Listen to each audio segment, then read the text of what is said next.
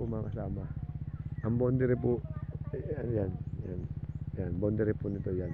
Tuhog po siya ng kalsada. Marami po siya yung nasa loob po ng ano. Dito po kabilaan po yan. May kuryente po. Kabilaan po ang property. Tapos dito. Yan po. Yan. Dito, marami po dito niyog.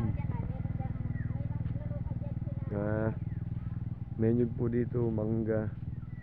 Ito po yung kalsada. Yan, dito po. Tapos yung kabila po ng kalsada na kasama pa po yan sa 16 hectares. Ito po. Yan. Yan, marami pong mangga. May mangga, may mga langka, kantol. Ayan po ang property. Yan. Bulak to. Bulak to natin. Bulak po yung malaking bulak na yun. Ayan. Burpit. O galing sa kabila na yan. Pumunta naman po ako dito sa kabilang part ko to. Dito po. Ayan po ang poste. Ayan po ang kuryente.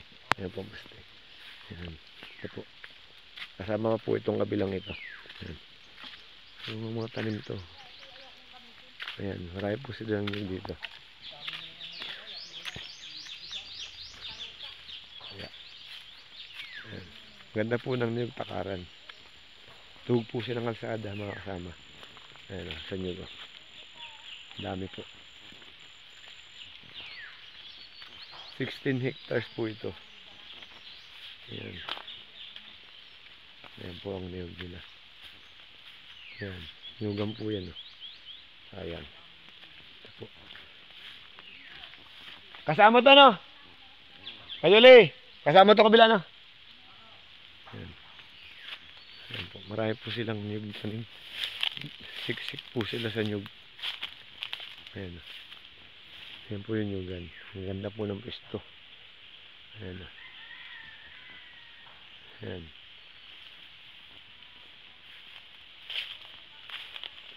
Ayan, may mangga. Ayan. Hindi po tayo sa niyugan pang kabila. Ito lang po yung kabilang part. Ayan po yung kalsada. Dito lang po kami. Hindi pa po kami napunta dun sa kabila din. Ayan. Ayan.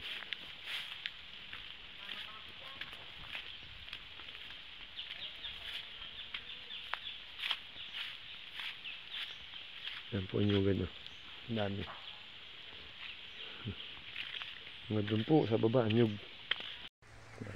Yung bahay na yan po, tao dito nila. Sama po yan sa property. Ayan. Kung gusto niyo po, ay di samahan po. Ganda po ng nyug dyan. At saka takaran na nyug, ganda yung bunga. Ayan. Kikita niyo mga nyug dyan ha. Ayan o. Kaya hindi ka lugi dito pag ini-avail mo. Pasok po ito ng sasakyan dahil tinuhog po ito ng kalsada. Kabilaan po yung property. Yan. So, may kalabo, hindi yan kasama sa bentahan. Yan po naman bahay na yan. Yan po yung magkukupra nila dito. Pero nasa inyo po ko, re-receive nyo po sila kung mabibili nyo to. Yan.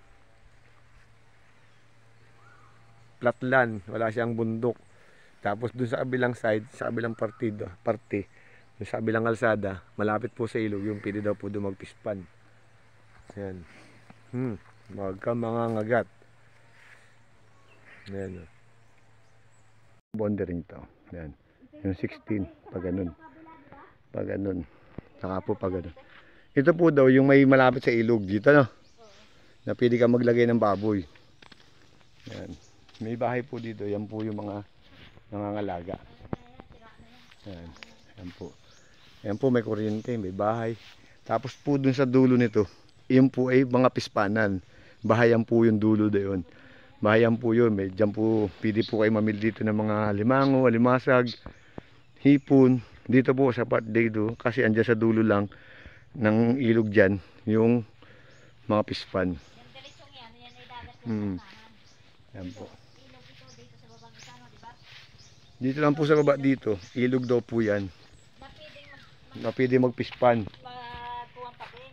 Mag-alaga ng baboy. Yan, yung baba po dyan. Niyog na punta dyan.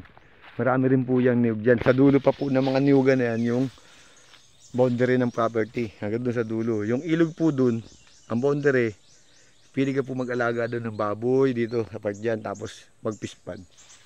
Yan, sa part dyan.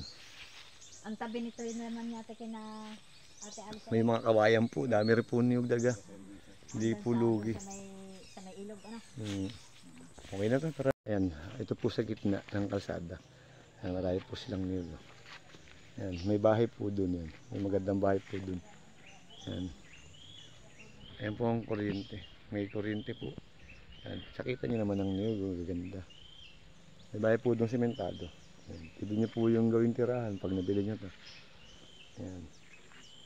Ayan. Ayan po ang niyog. Ang ganda. Ayan yung. Hindi pa nga lang po sementado yung kalsada. Pero as soon as possible siguro makaginisada yun dahil bahayan po yung dulo na ito. Yung dulo po nito ay ilog. Marami po silang bahay doon. May basketball court doon. May mga pispan. May dagat na tatawid ka sa kabila ng ilog. Dagat na po yun. Tapos pispanan po tiga kabila yan. Bahayan po yung part na yan. Sa baba.